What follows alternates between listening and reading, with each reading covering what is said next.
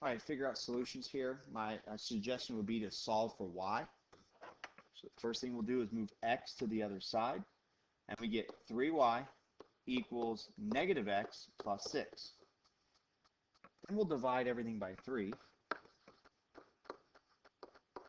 and we're going to get y equals negative 1/3 x plus 2.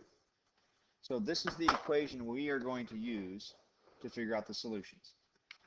Now, because we're going to plug numbers in for x, and then we'll take that number and multiply by negative 1, and then divide by 3, I want to try to avoid decimals or fractions. So since we're dividing by 3, let's choose numbers that are divisible by 3. So I'm going to choose 0, 3, and 6. So start with 0, plug it in for x. 0 times 1/3 is 0. 0 plus 2 is going to give you 2. So we got 2 right here. Plug in 3 for x. 3 times negative 1 is negative 3. Divide by 3, you get negative 1. And then negative 1 plus 2 gives you positive 1. And then we'll plug in 6 for x. 6 times negative 1 is negative 6. Divide by 3 is negative 2.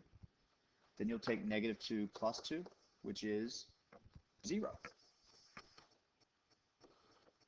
Now let's check our work.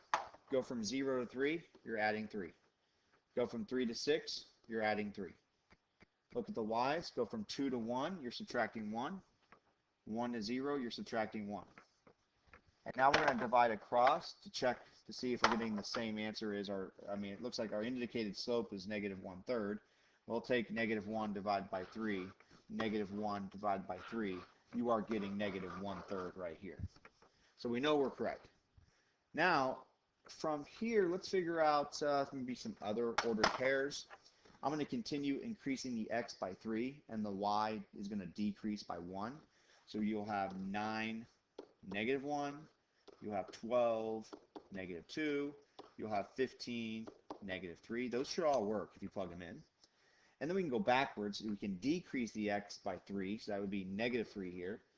And then we increase the y by 1, so that would be positive 3. That would be another ordered pair you could have.